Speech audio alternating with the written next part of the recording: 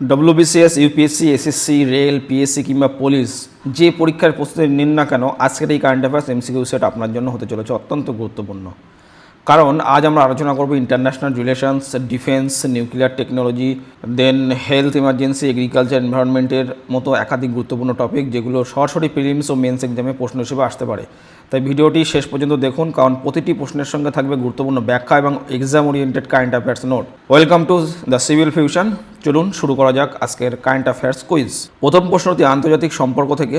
প্রশ্ন হলো, প্রধানমন্ত্রী নরেন্দ্র মোদীর সুইডেন সফরে মোট কতটি কৌশলগত চুক্তি স্বাক্ষরিত হয়েছে? কতগুলি চুক্তি স্বাক্ষরিত হয়েছে? উত্তর হবে 17টি। Option B 17টি।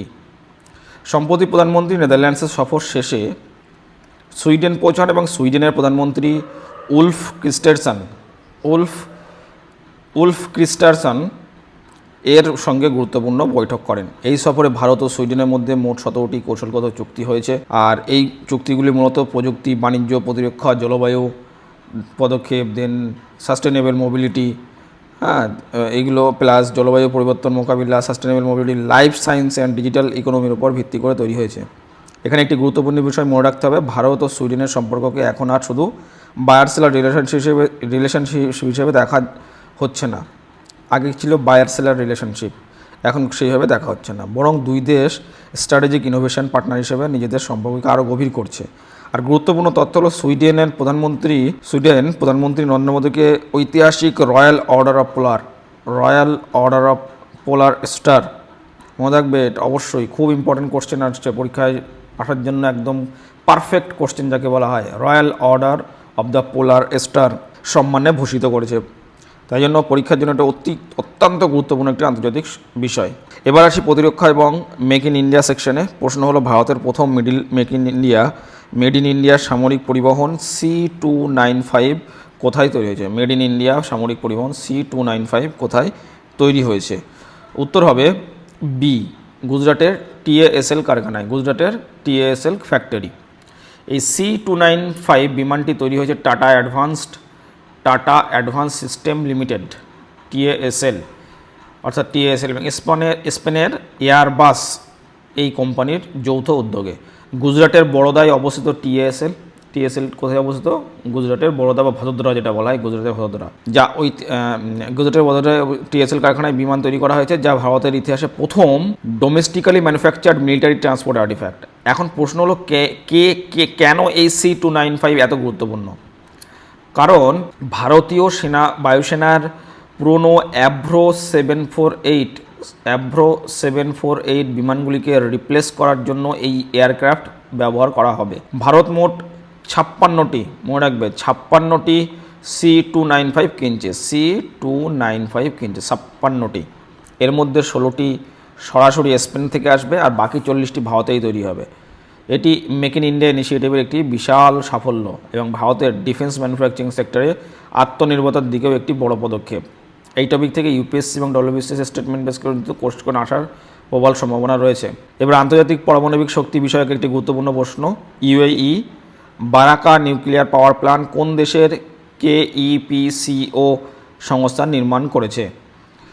উত্তর হবে সাউথ কোরিয়া বা দক্ষিণ কোরিয়া। তাহলে UAE যে বারাকা পারমাণবিক বিদ্যুৎ কেন্দ্র দেশের KEP সংস্থা নির্মাণ করেছে, সেটি উত্তর হবে সাউথ কোরিয়া। কোন দেশের সাথে? সাউথ কোরিয়ার সাথে। বারাকা নিউক্লিয়ার পাওয়ার প্ল্যান্ট সাউথ কোরিয়ার KEPCO মানে কোরিয়া ইলেকট্রিক পাওয়ার কর্পোরেশন। এটি অত্যন্ত গুরুত্বপূর্ণ, কারণ এটি আরব বিশ্বের প্রথম অপারেশনাল নিউক্লিয়ার পাওয়ার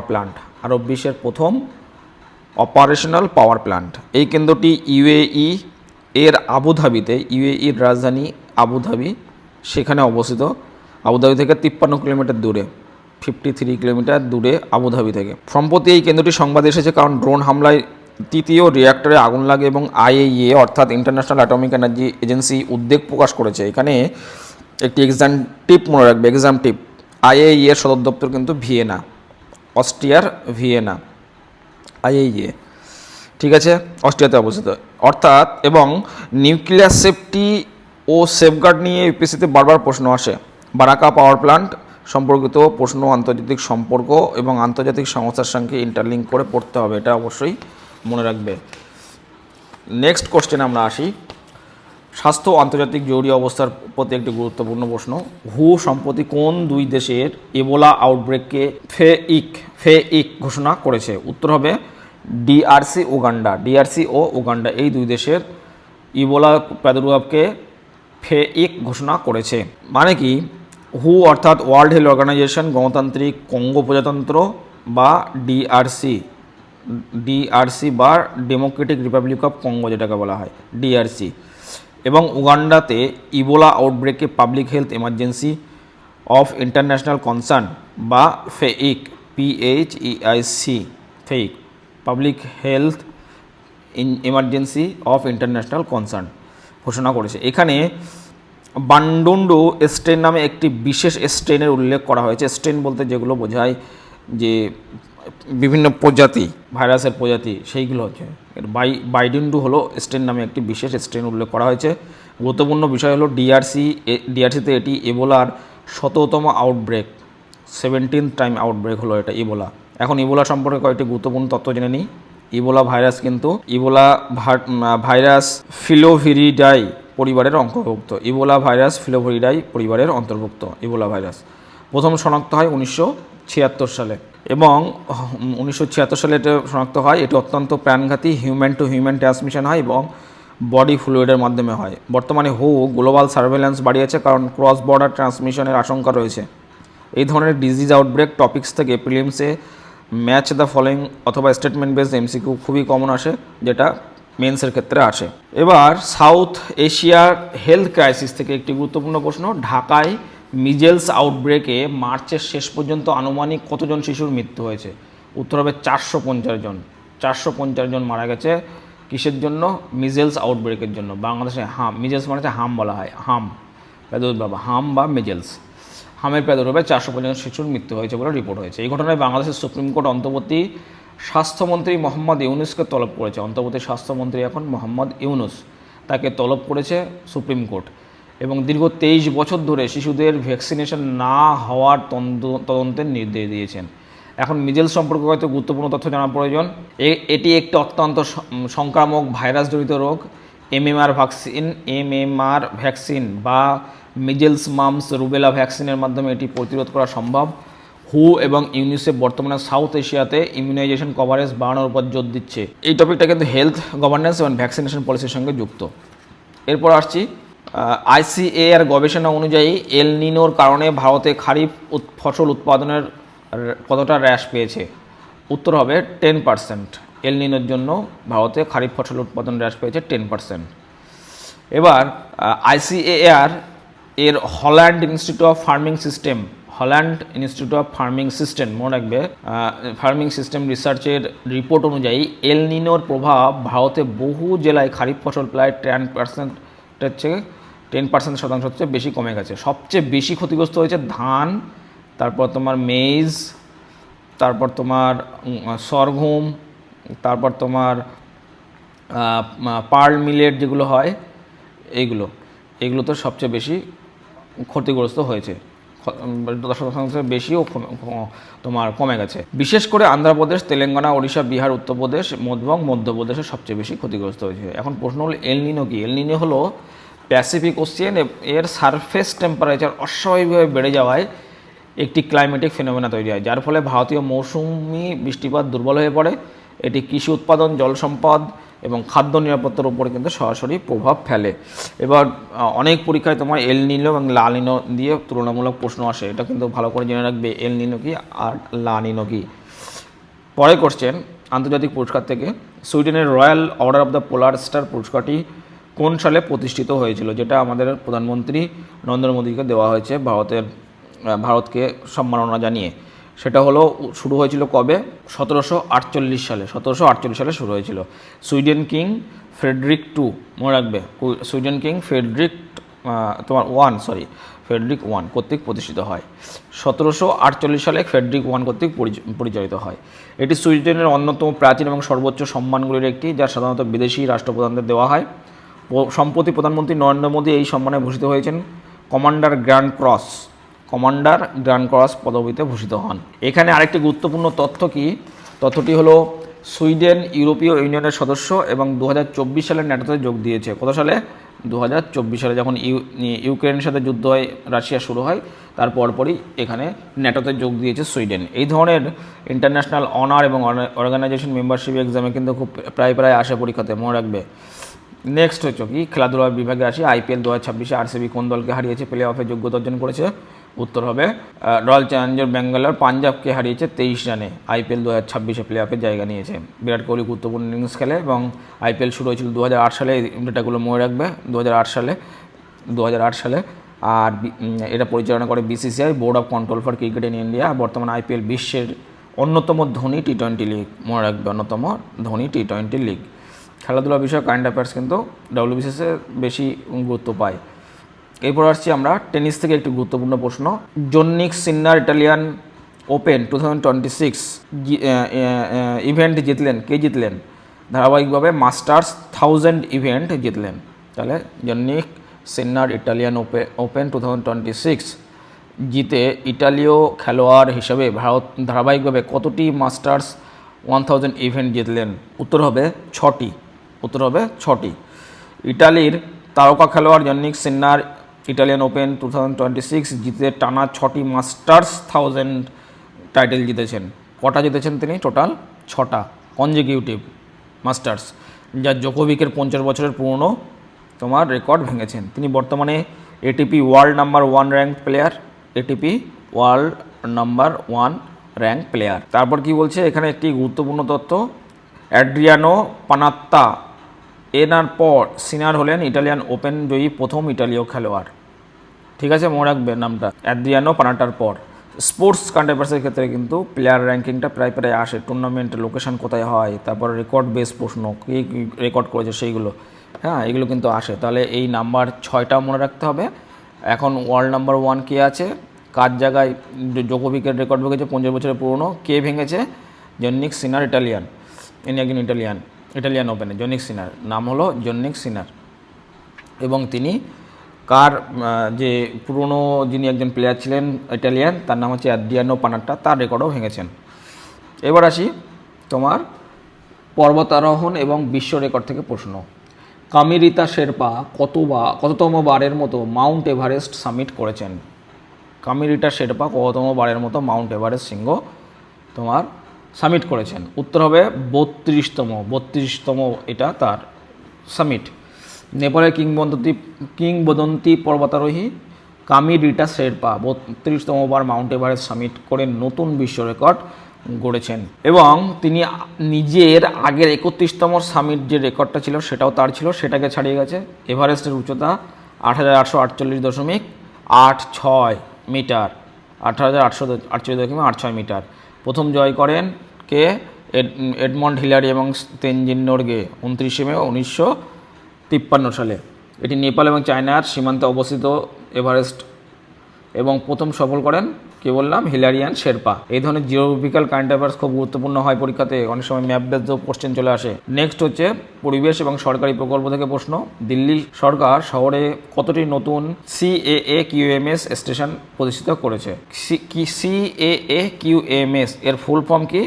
এর full form continuous ambient air quality monitoring system. Continuous ambient air quality monitoring system, CAA-QMS এটির পূর্ণরূপ। সঠিক উত্তর হবে কটা? 13টা। How many? 13টা। দিল্লি গভর্নমেন্ট ইনস্টল করেছে 13টা। এবার বর্তমানে দিল্লিতে 47 স্টেশন রয়েছে এবং নতুন 13টি যোগ করে হলে মোট সংখ্যা হবে 60টা, টোটাল 60 হবে।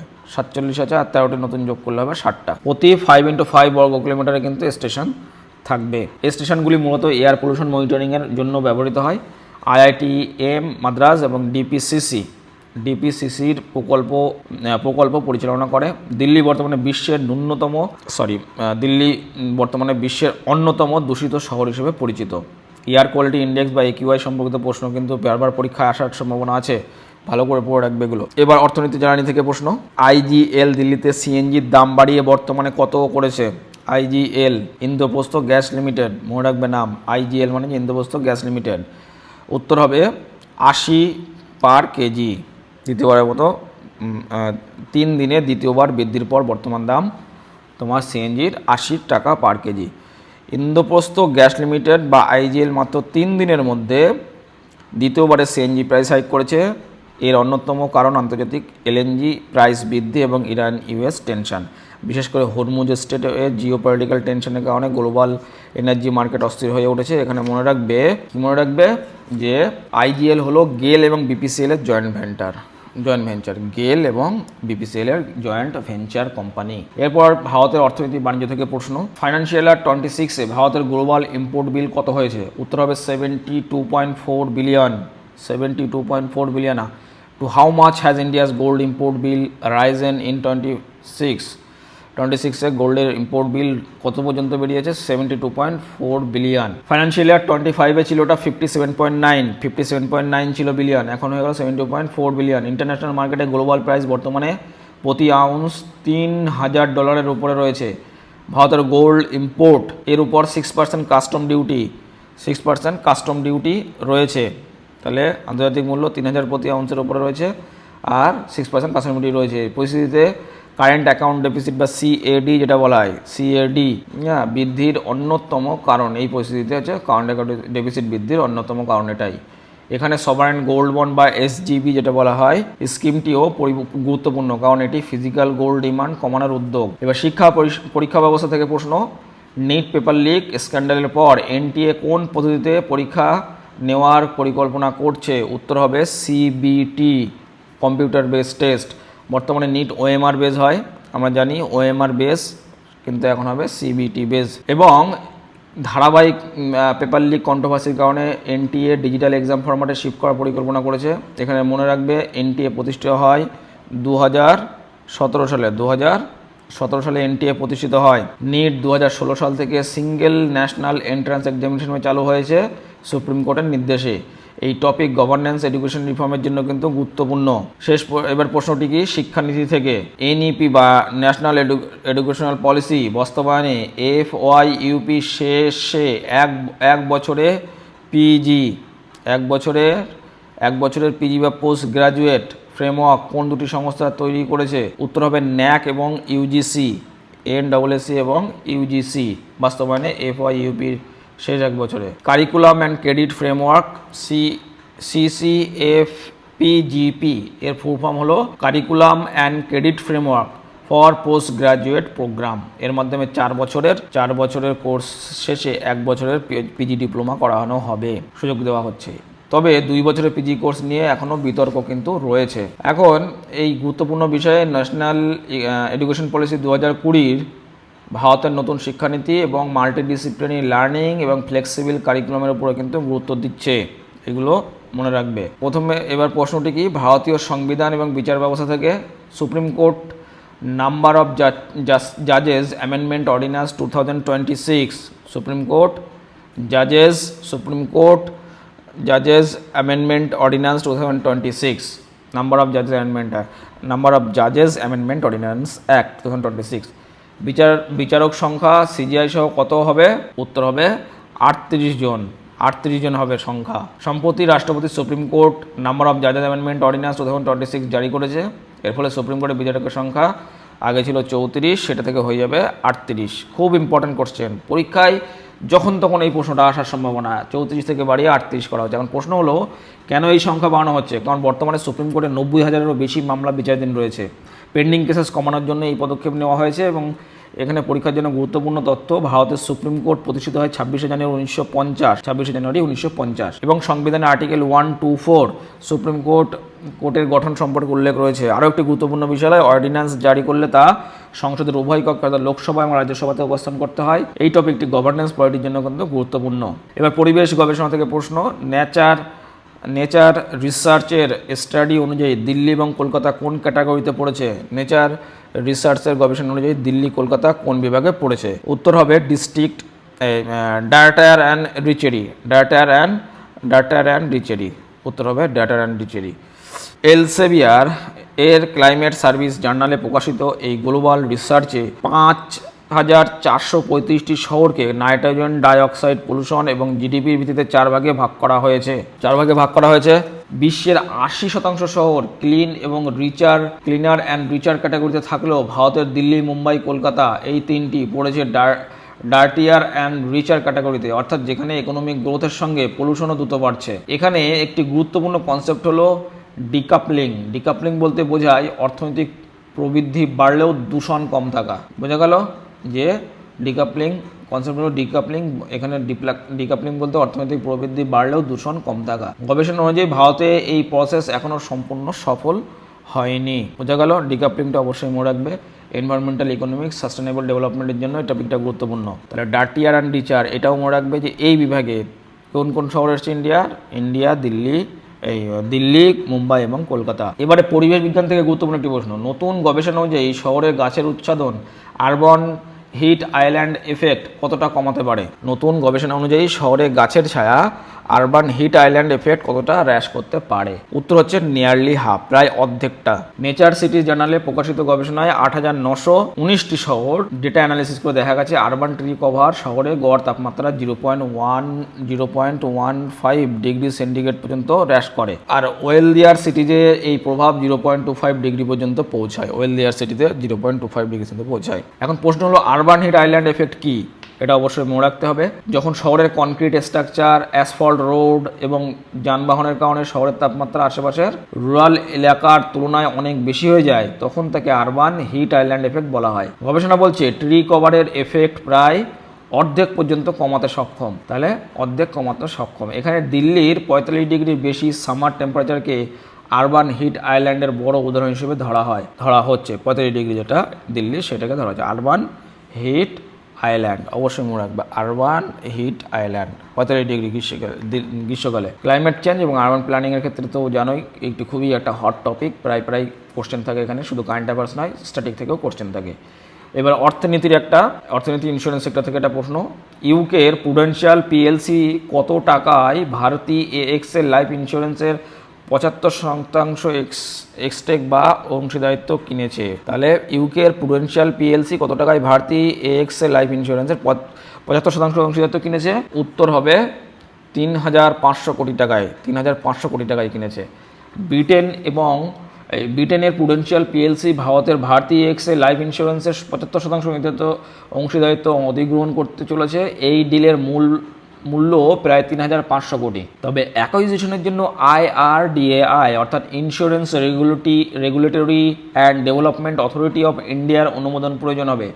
এখানে গুরুত্বপূর্ণ তথ্য কি, ভারতের ইন্স্যুরেন্স সেক্টরে এফডিআই সীমা 74% থেকে 100% উন্নীত করা হয়েছে। IRDAI ফুল ফর্ম কি? Insurance regulatory and development authority of India. তাহলে ইন্স্যুরেন্স সেক্টরে এফডিআই লিমিট 100% পর্যন্ত বাড়ানো হয়েছে। ইন্স্যুরেন্স সেক্টরের রিফর্ম বর্তমানে ভারতের ফাইন্যান্স সেক্টরের গ্রোথের জন্য কিন্তু খুব গুরুত্বপূর্ণ। আজকের শেষ প্রশ্ন, আন্তর্জাতিক কূটনীতি এবং ইতিহাস থেকে মনরো ডক্ট্রাইন কোন সালে ঘোষণা করা হয়? উত্তর হবে 1823 সালে। 1823 সালে মনরো ডক্ট্রাইন ঘোষণা করা হয়েছিল। এই মনরো ডক্ট্রাইনের মূল উদ্দেশ্য ছিল, ঘোষণা করেছিলেন মার্কিন রাষ্ট্রপতি জেমস মনরোর নাম অনুসারেই মনরো ডক্ট্রাইন ঘোষণা করা হয়েছিল এবং এর মূল উদ্দেশ্য ছিল ল্যাটিন আমেরিকা থেকে ইউরোপীয় হস্তক্ষেপের বিরোধিতা করা। বিরোধিতা করা। এটি পরবর্তীকালে মার্কিন পররাষ্ট্রনীতির অন্যতম ভিত্তি হয়ে ওঠে। সম্প্রতি ইউএস কিউবা ড্রোন টেনশন সম্পর্কিত আলোচনায় মনরো ডক্ট্রাইন আবার সংবাদে এসেছে। এখানে আরেকটি গুরুত্বপূর্ণ হিস্টোরিক্যাল ইভেন্ট মনে রাখতে হবে যে কিউবান মিসাইল ক্রাইসিস হয়েছিল 1962 সালে, যা ছিল ইউএস এবং সোভিয়েত ইউনিয়নের মধ্যে পারমাণবিক উত্তেজনার চরম পর্যায়ে। তাহলে ইন্টারন্যাশনাল রিলেশন এবং কোল্ড ওয়ার পলিটিক্সের জন্য এই টপিকটা কিন্তু গুরুত্বপূর্ণ। মনে রাখবে কিউবা, রাশিয়া, চায়না কূটনৈতিক সম্পর্ক সম্প্রতি বছরে কিন্তু ঘনিষ্ঠ হয়েছে। তো আজকে এই পর্যন্ত বন্ধুরা, আজকের এই সম্পূর্ণ কারেন্ট অ্যাফেয়ার্স এমসিকিউ সিরিজে আমরা আলোচনা করলাম আন্তর্জাতিক সম্পর্ক, প্রতিরক্ষা, পরিবেশ, স্বাস্থ্য, অর্থনীতি, খেলাধুলা, শিক্ষানীতি, সংবিধান ও আন্তর্জাতিক কূটনীতি, বহু গুরুত্বপূর্ণ প্রশ্ন। এই ধরনের কারেন্ট অ্যাফেয়ার্স নিয়মিত প্র্যাকটিস করলে শুধু প্রিলিমস নয়, মেইনস এবং ইন্টারভিউ স্টেজেও কিন্তু সাহায্য করবে। মনে রাখবে কারেন্ট অ্যাফেয়ার্স মুখস্থ করার বিষয় না, কনসেপচুয়ালি কানেক্ট করতে হবে। ভিডিওটি যদি আপনাদের উপকারে আসে তাহলে অবশ্যই লাইক করবে, বন্ধুদের সঙ্গে শেয়ার করবে এবং চ্যানেলে সাবস্ক্রাইব করতে ভুলবে না। আর কমেন্ট করে জানান পরবর্তী ভিডিওতে কোন টপিকের উপর এমসিকিউ চান। আমি আবারও ফিরে আসবো নতুন গুরুত্বপূর্ণ কারেন্ট অ্যাফেয়ার্স নিয়ে। ততক্ষণ পর্যন্ত study smart, stay consistent and keep preparing.